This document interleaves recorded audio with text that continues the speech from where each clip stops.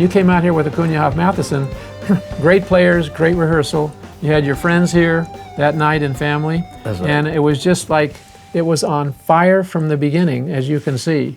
And that's just, it's almost a supernatural or a religious experience, you know, when you have that relationship with other people in the band. Yeah. And as you said in the DVD that we did at that time, which is now a streaming download here for us on Drum Channel, Nice. You had a feeling with them similar that you did with Weather Report. When you're talking about a feeling playing with musicians, can you explain a little bit of what that is? Give a little insight to young musicians on when they're sitting in with a band, how important it is to have that sense of togetherness, if you will. Appreciating cultures. I put it just like that, appreciating cultures. Musically speaking, it is required to have all of that, to be able to express. It's like you have a lot of data that for the occasion, this is what it needs. The music start calling it, and you start reacting and obeying and following, and in that moment. And so, need to understand languages, cultural, musical languages, and that happens with Wayne, and with Joe, and Jaco, and Manolo. We never talk about what we were going to play. We just react. It's like in a conversation, you listen and you react and okay, or agree or disagree or do your own thing or something like that. It's that kind of a way situation. So when I play with a young Gunnar and Per Mathisen, we rehearsed one song that I recorded in my new album. I record that song because it really is a tribute to them, And it's called In Town. Amazing. I didn't even play as good as they recorded, but I had to record it anyhow. So when I play, I didn't finish. We were rehearsing the song, and I didn't even finish playing the song. I said, stop. And they said, what, is everything okay? Are we okay, Alex? You all right? I said, no. I didn't just came all the way from Los Angeles to Tromsø, Scandinavia, to play one concert with you guys. I said, what I heard right now is huge. So I want to ask you if you guys want to continue to play. Let's get together this trio, because it's a lot of music here to be played with you guys. And they couldn't believe it. They thought, what? Yeah. They didn't ask. They just react right there and say, Alex, fantastic, great. So yeah, we find. So like, I don't know if I mentioned this, but anyhow, I will mention it again, We came here, I took him to Peru, we play over there, spend a week in Peru and, and all of that. I went there many times and we became, I think we did about 4 records altogether, and everyone is different too. And I miss them, but I had to stop traveling, because the time changes. We're going to bring them over here. Somehow we're going to do this again. Let's do it. There's no question about it. Just talking about drums. Over there in Oslo, amazing drummers, and the one that record with them, he never plays a backbeat, and it sounds like he's playing a backbeat in every bar. That's what's so remarkable about their playing. I said, that's how I want to play. So I met that drummer, and I went to see him play, and I embraced him. I said, man, I want to play like you. He said, you have no idea. I'm imitating you. That's what he's told me. I said, oh, wow. That means, what it means that sometimes we don't know. We're reacting. We don't know what we're playing or how we're playing it, because we're not thinking about it. It's just we're reacting to the music, you know. And that's how I love to feel music personally. Instead of a steady beat like a drum machine, you know, put different beats, but still keeping the time and the feel, especially in that kind of a.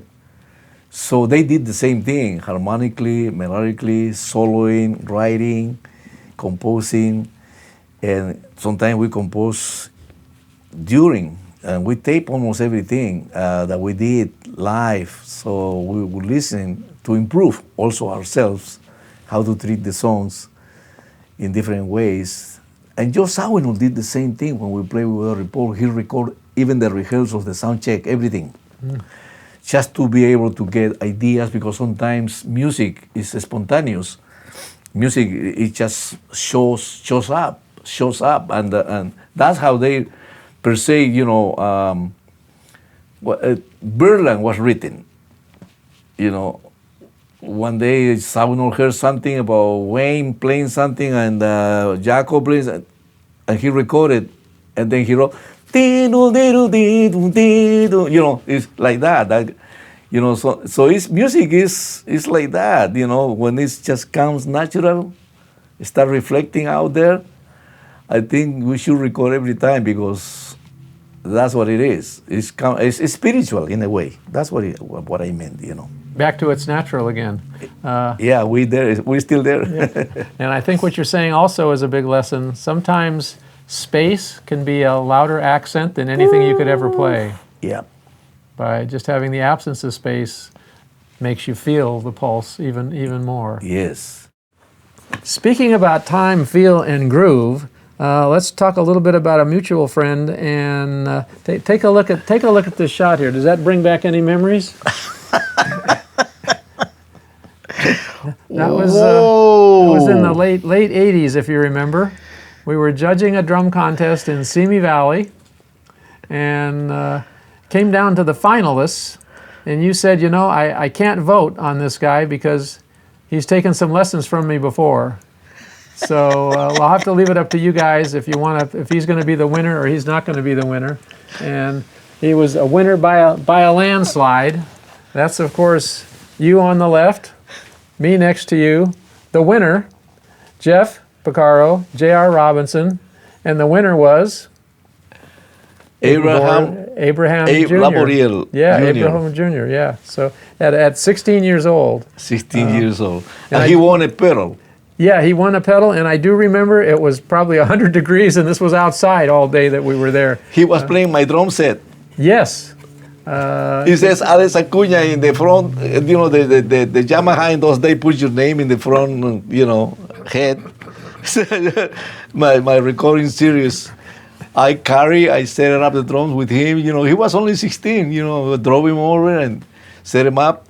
This ties into what we've been talking about. Yes. What do you think at that age of 16 made him stand out above? There was probably 50 drummers there. It was all day we were there. Oh, yes. And he by far got our vote. What do you think it was that you could tell young drummers it's important for them to focus on that was the most important thing? Well, I'm going to reveal his attributes first.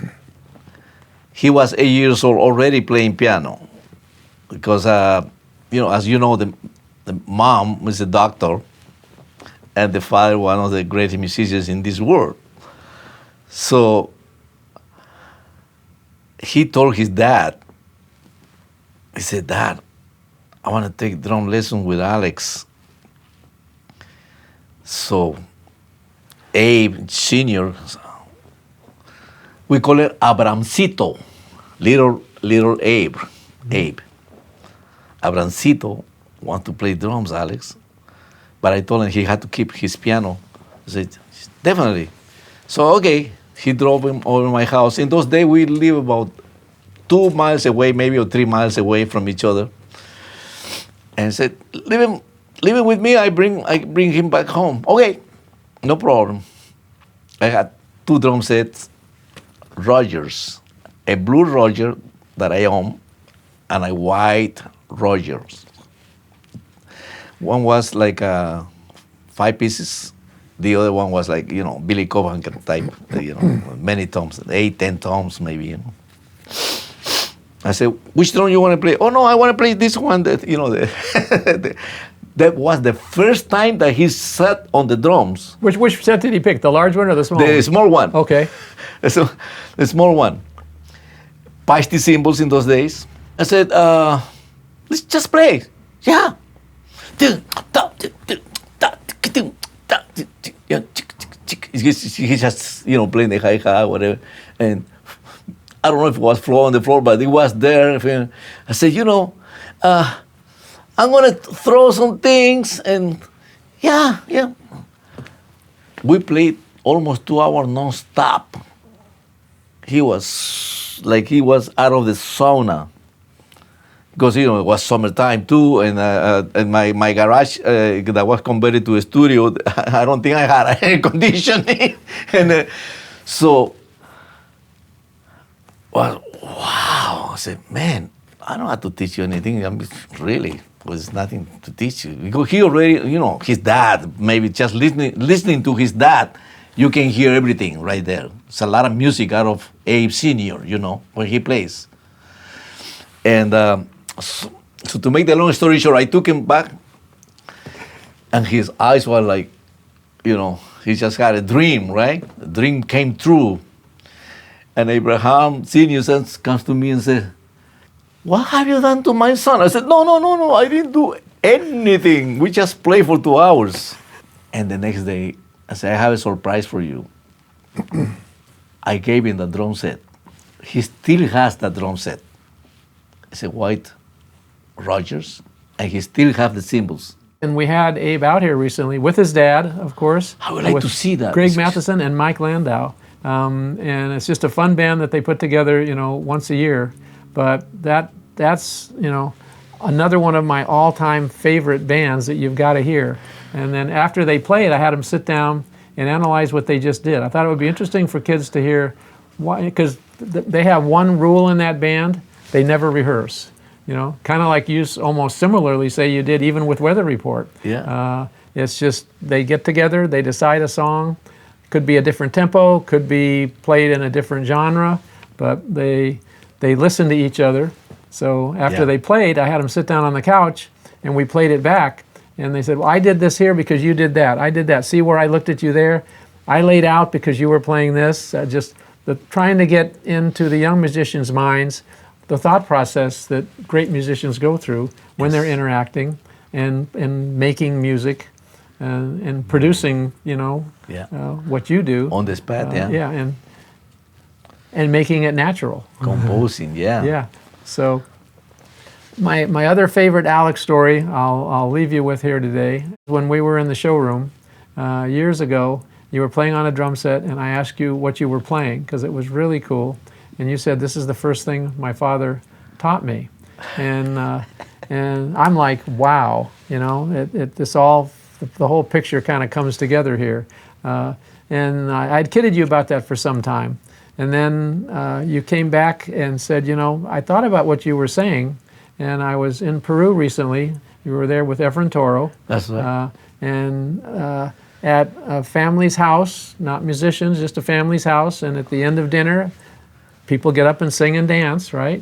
That's right. And this kind of like rounded out the story of like, what are you playing? This is the first thing my father ever taught me, because culturally you grew up in an area where, what were they singing and dancing to? You remember the end of that story? Is after you said, Efren, sit in, and he said, where do you want me to play? That's right. We did an album that really became huge, especially in those years when Peru was having an incredible politics turmoil going on. So we kind of made music and went to play concerts in Lima, and everybody was well accepted, the music and the musicians and everybody. And so Efrain helped me to kind of set up the productions, and he played, and I said, you want to come over to Peru? Sure. So he came over, And one day in one rehearsal, not one rehearsal, we playing. Yeah, it became a rehearsal too, because the rehearsal were like loose. No, it wasn't like it wasn't a house. Yeah, let's look at this song. Okay, all of a sudden he said, Alex, the song is in 3, and they dancing in 3, but they clapping in 4, and they singing in 5 at the same time. You know, I said, how do you notice that? So he said, he interrupted me. He said, who do I play with? You know, the 3, the 4, or the 5, right? I said, you choose whoever you want to play, whoever you want to follow. Part of the Acuña Hoff Matheson CD, we did an interview at that time where we talked about that too. Let's take a look at that for a second. You'll see Alex doing it. The Peruvian music, and culturally speaking, the audience, the people, just like in Cuba or in Puerto Rico, everybody clap the clave. Ta, ta, ta, ta, ta, ta, ta, ta, ta. In Peru, the people sing in 5, clap in 4, and dance in 3. But I'm going to do that after this one that you said. My father was teaching my brothers. He said, Pepe, you play the snare, a 6-stroke roll and a 9-stroke roll. 1,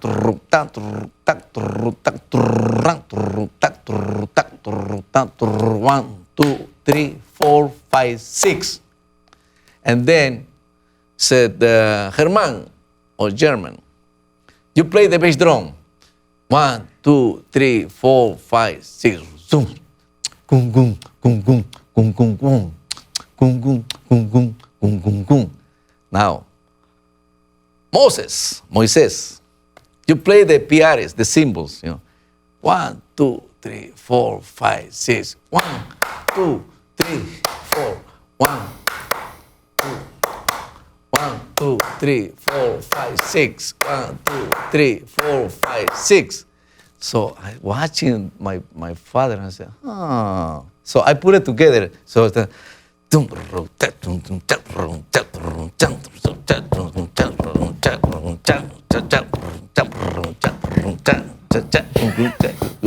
so it started at home, right? Then I had to get up for this. And then, culturally speaking, in my country, I took one of my teachers that you probably know him. His name is Efraín Toro. Oh, yeah. When I took Efraín to Peru, and we were rehearsing the Peruvian music, Efraín said, Alex, who do I play with? I said, why? Because they're singing in 5, they clapping in 4, and they dancing in 3. So it's 1, 2, 3, 1, 2, 3, 1, 2, 3, 1, 2, 3, 1, 2, 3, 4, 1, 2. Now in 5. Ta ta ta ta ta ta ta ta ta ta. 1, 2, 3, 4, 5. 1, 2, 3, 4, 5. 1, 2, 3, 4, 5. 1, 2, 3, 4, 5. 1, 2, 3, 4. 1, 2, 3, 1, 2, 3, 1, 2, 3, 1, 2, 3, 1, 2, 3, 4. 1, 2, 3, 4, 5. 1, 2, 3, 4, 5. 1, 2, 3, 4, 5. Ta ta ta ta ta. 1, 2, 3, 4, 5. 1, 2, 3, 4, 5. 1. Beautiful.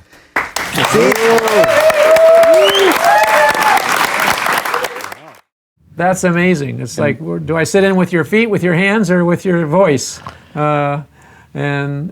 Culturally, you're not thinking of those things and how they relate to each other. It's the feeling and the body motion, and again, you reacting to whatever you're hearing around you, right? Right, but you know, Efraín's life, musical life, changed in that trip. He saw the cajon. He saw all those different time signatures play at the same time. And that's why he wrote so many books and became an expert playing the cajon. And then, even branched out even more when he went to Spain and played flamenco cajon, which is in another level, and play with the biggest artists in Spain, and so it did change his life, and when he changed, it changed my life too. Because we used to be not roommate, neighbors. He lived across the street from my home, and we got together many times, sometimes 8 hours, just talking and discovering and stretching all those time signatures, you know. He can play 4 different time signatures, which with each limb, you know, superimposed rhythms that they meet after 16 beats. You know, again, like as he that. explains Yeah. it seems so natural, but it Yeah. is, and he has a lot of courses here on Drum Channel. You should check out also, Efren Toro. Yeah. And your CD, tell me a little bit about that. When it's going to be done, your album? They missing right now. They trying to put it out. It's Lecoq record is written Lecoque. That's the name of the record company out of Las Vegas, and they playing a lot of jazz. They bringing musicians from New York like Paratucci and many other great musicians like Marcus Gilmore, you know, to play with them and everything. Also Brian Blade, and you know, I play in the percussion. But in my album, they want me to do an album. I said, I don't know, but okay, I'm going to do it. And I'm playing the drums and the percussion. And it's Ramon Estañaro, who, rest in peace, and Otmar Ruiz on keyboards, Ramon Estañaro on guitars, electric and acoustic. A new sax player from Peru also, Lorenzo Ferrero, playing tenor and a little soprano. John Peña on bass, John Peña. And yeah, that's the band. And then I had a couple guests. A lady called Giovanna Clayton plays cello. She's the #1 call here in Los Angeles for all the movie dates. It's a Mexican-American cellist. And yeah, so it's going to be nice. I like the mixes already. They sent me about 8 tunes. I did 10 songs. I did one song that I call it in español, Cuando Era Niño. It's called When I Used to Be a Boy, when I used to be a child. And it's just percussion with some guitars, you know, esoteric, and keyboards and some bass. And I play just openly, you know, it's about 3 minutes. Beautiful. They surprised me because I just did it for fun and say, Alex, can we put this in the album? Or say, well, actually it's a song, but it's no melody in this track. He said, well, let's put it Cuando Era Niño 1, and then we do the second part in the next album. Anyhow, so yeah, very interesting. Different genres, different styles, different compositions. Also, I'm planning to call the name of the album Gift, because about 4 of the songs that I'm recording this album are gift from my friends. It's kind of say, Alex, you know, I made this for you 10, 20 years ago. I kept the music. So I record those different songs from different friends of mine, from Puerto Rico, one from here, 2 from here, from Los Angeles. And anyhow, and I also dedicate one song to my dear friend, Josh Awinul. So I'm playing Mercy, Mercy, you know. So it's gift, you know, because they gave a lot to me besides music, you know. So that's what I'm calling right now to the album. I hope it doesn't change. That's what I want to call it. And Alex, you are truly a gift given to all of us. I thank you so much. And we're going to find out about your new album when it drops. You'll find out right here on Drum Channel. Definitely. All right, we'll let you know. Oh, yeah. And right now, Alex is going to go in the back room, and you're going to be jamming with your friend who is here with you. Tell us a little bit about him. Zambrano. Yes. And Mr. terribosio, ladies and gentlemen. Yes, go have a good time back there. We'll see you again. Alex, thank you so much. Thank you so much, Yes. Don. And thank you for joining us on Drum Channel. Remember to follow us on YouTube, Instagram, and Facebook. We'll see you next Tuesday here with another Lombardi Live.